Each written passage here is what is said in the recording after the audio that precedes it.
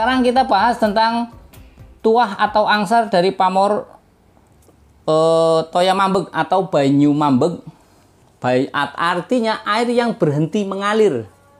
Ada yang bilang ini ombak segoro. Ya, pamor ombak segoro seperti itu ya.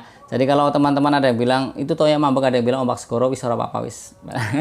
Seperti itu. Nah, sahabat Pusaka Jawa, tuah atau angsar dari pamor toya mambeg, sebagian pecinta keris beranggapan bahwasanya agar si pemilik pamor toya mambeg dapat menumpuk kekayaan.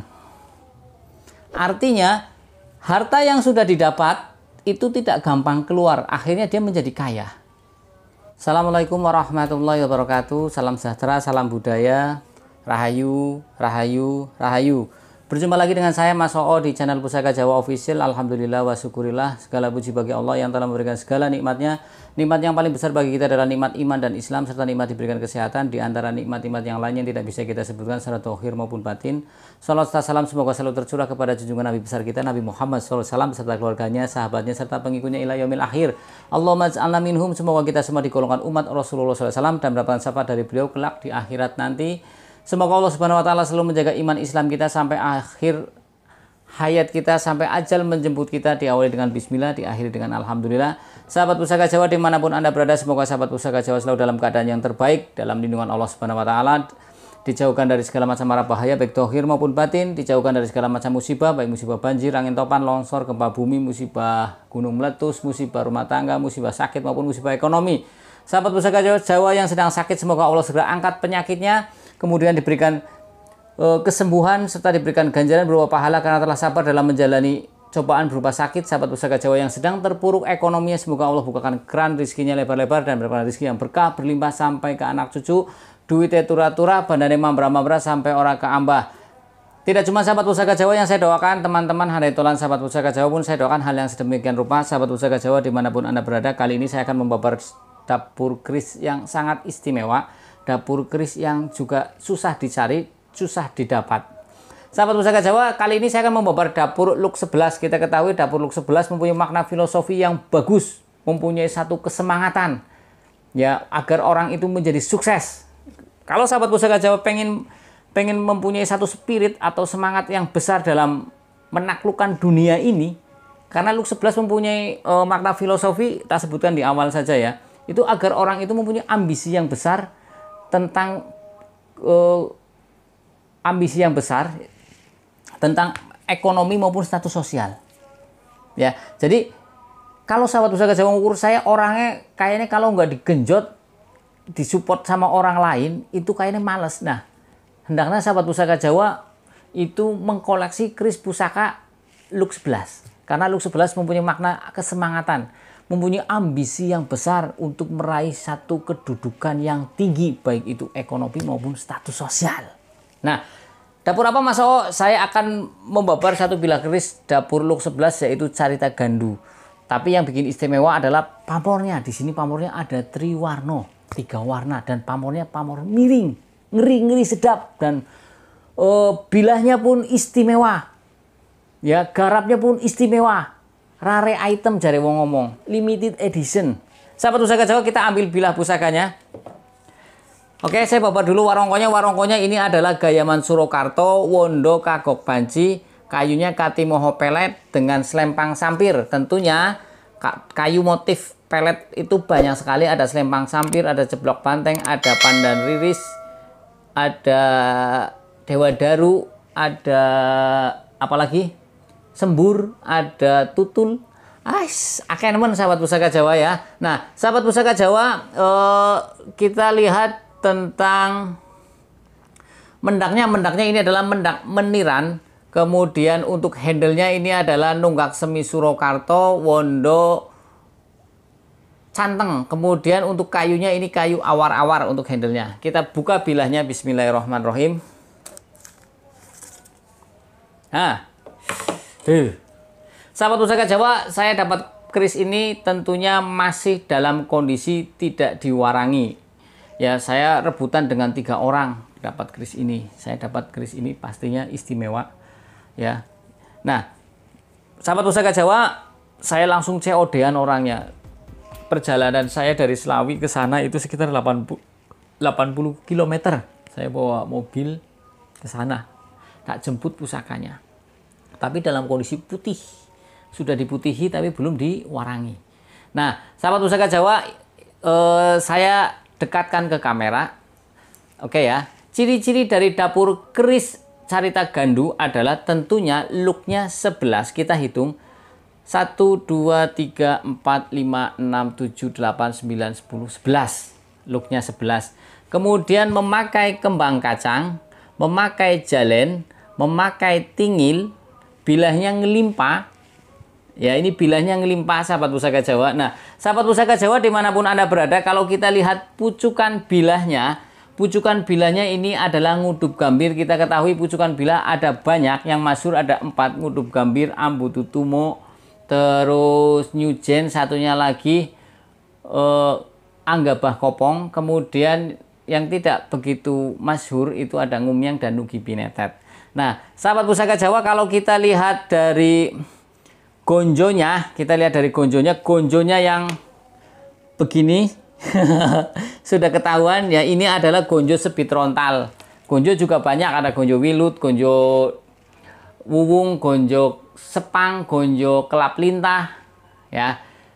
Sahabat pusaka Jawa dimanapun Anda berada, kita mumpung masih membahas pada bilah pusakanya, kita ukur panjang bilah pusakanya dan juga lebarnya. Ini pusakanya gede sahabat pusaka Jawa, istimewa ya. Ini saya semangat sekali.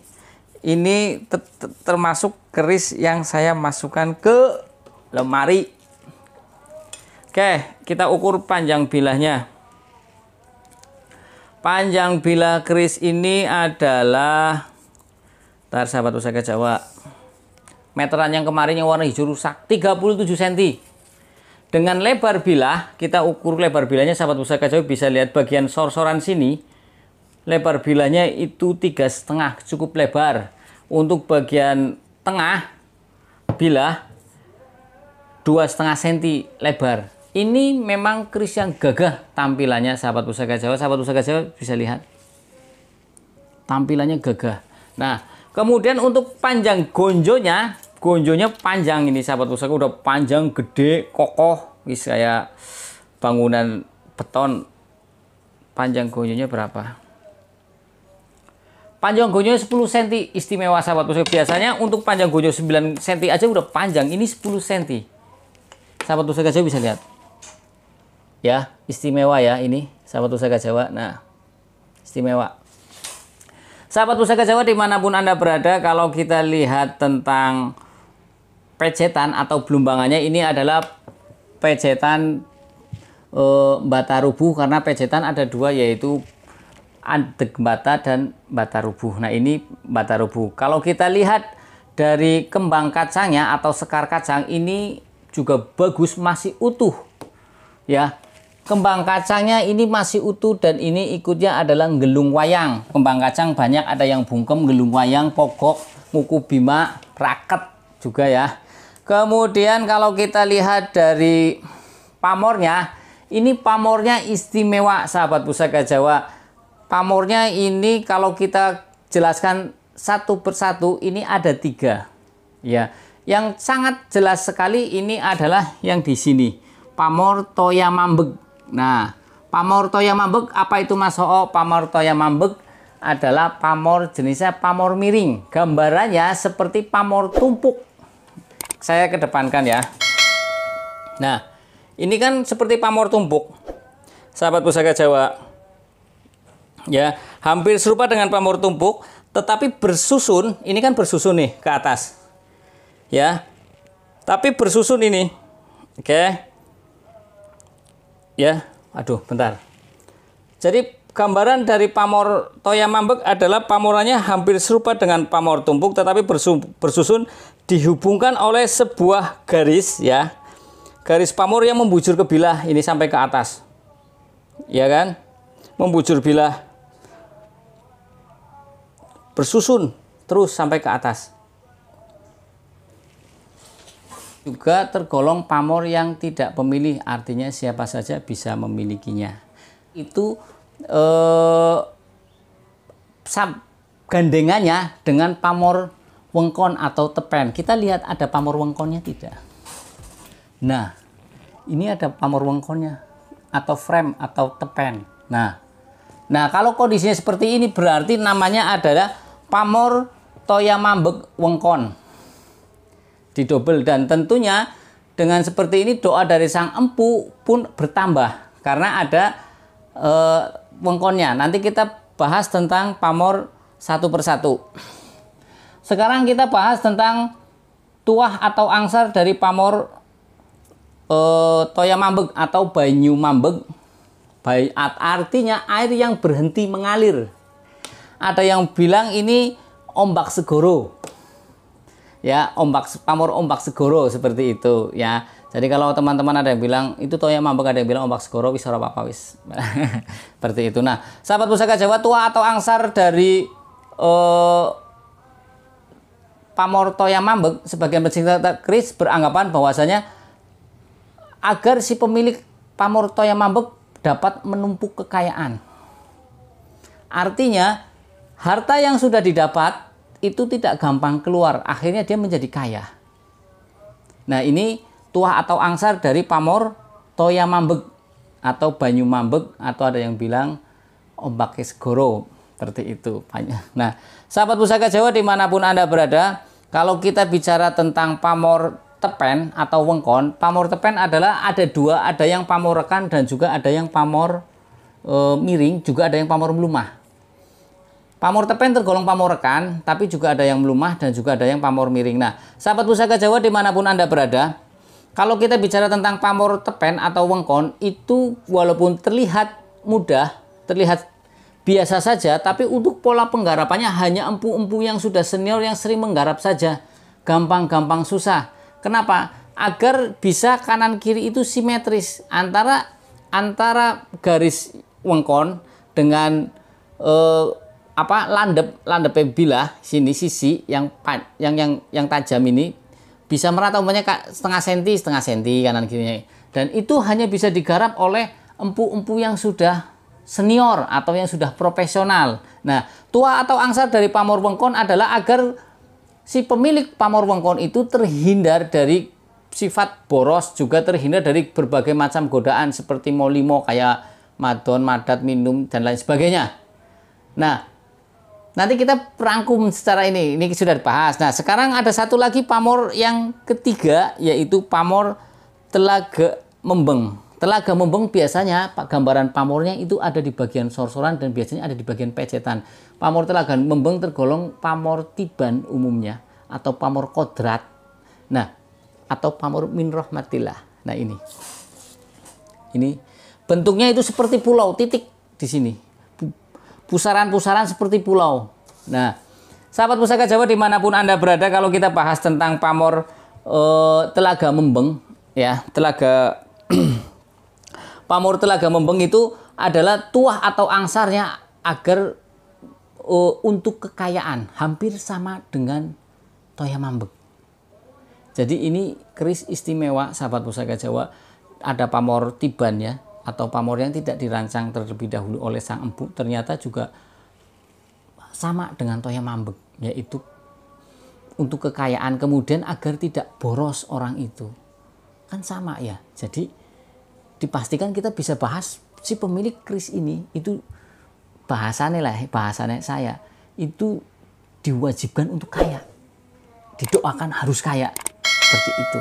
Nah, sahabat Pusaka Jawa dimanapun Anda berada ya, kalau kita bahas tentang tuah atau angsar dari Luk 11 di awal sudah saya bahas. Tuah atau angsar dari Luk 11 adalah agar si pemilik keris Luk 11 itu mempunyai ambisi yang besar ya, tentang kedudukan yang tinggi baik secara ekonomi maupun secara status sosial.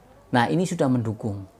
Ini istilahnya kerisnya sangat mendukung. Luknya sudah 11, kemudian pamore toya mambek, ditambah wengkon, ditambah telaga membeng.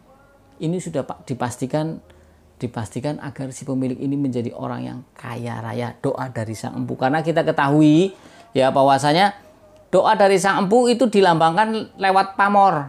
ketika dia ada datang seorang mendatangi untuk membuat satu bilah pusaka, ya, datang untuk membuat satu bilah pusaka, dia curhat, saya kok kondisi ekonominya terpuruk terus, usaha ya pas-pasan terus, padahal udah puluhan tahun, tapi kok kayaknya duit habis terus, usaha juga tidak berkembang. Akhirnya sang empu pun membikinkan satu pusaka yang seperti yang diharapkan oleh sang pemilik, karena dia pengen berkembang, berarti kan mempunyai ambisi yang besar, ya kan. Maka dibikin bilah Luk 11, karena dia pengen kaya, dibikinkanlah toya mambek, ya, agar harta yang didapat itu menumpuk, tidak gampang keluar. Di samping itu juga ditambah dengan wengkon, artinya agar orang itu ketika ingin menjadi kaya pasti banyak godaan, yaitu yang molimo, nggak wado, nggak judi, supaya terhindar dari godaan yang seperti itu. Kemudian ditambah dengan pamor kodrat atau pamor tiban yang tidak dirancang dahulu oleh sang empu, artinya Allah Subhanahu Wa Taala sudah meridhoi, ditambah di sini di pejetan pamor telaga membeng, yaitu untuk kekayaan dan juga agar tidak boros. Berarti keris ini termasuk keris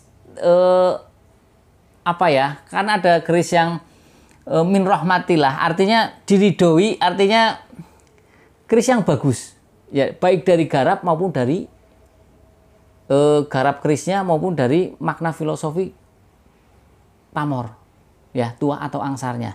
Nah, sahabat Pusaka Jawa dimanapun Anda berada, kalau kita bicara tentang carita gandu, dapur carita gandu, carita artinya adalah perkataan yang baik atau bisikan yang baik, ya.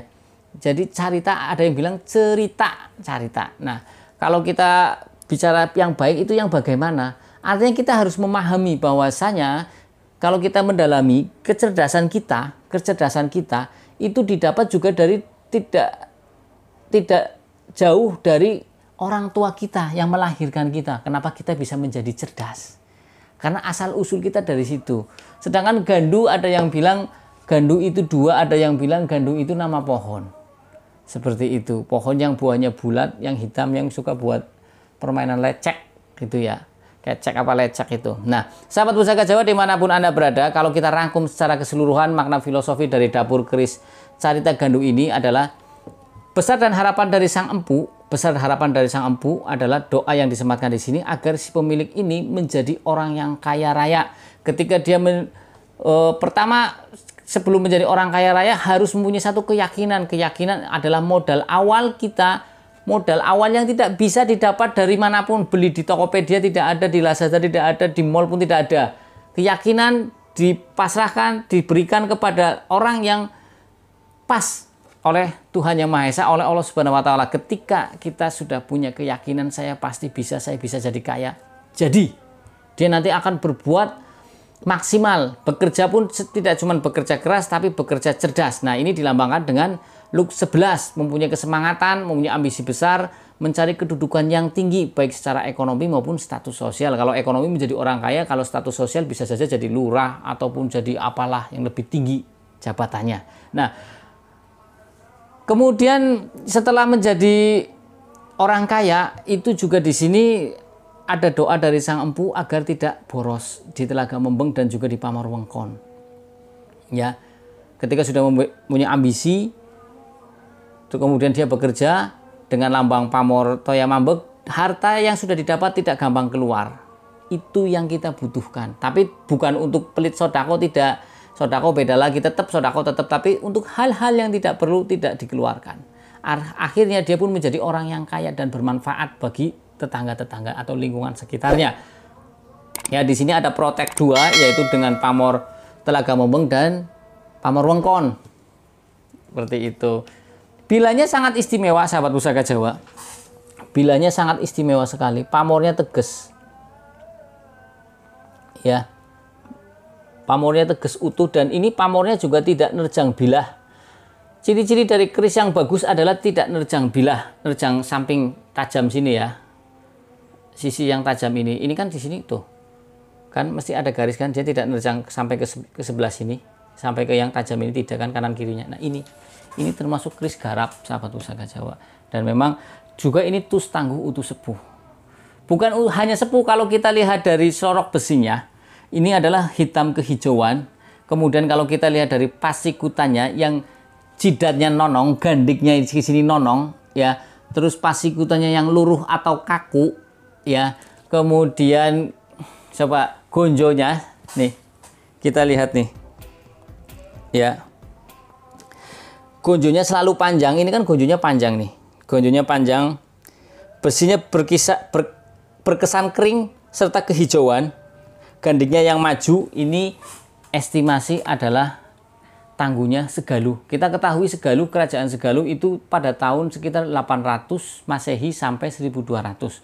Kalau Pajajaran itu dari 900 sampai 1200. Selisihnya sekitar 100 tahun lebih tua dari Segaluh, lebih tua daripada Pajajaran. Seperti itu. Nah, sahabat Pusaka Jawa dimanapun Anda berada, kita ketahui Segaluh mempunyai empu yang banyak, yaitu empu pituruh, ya.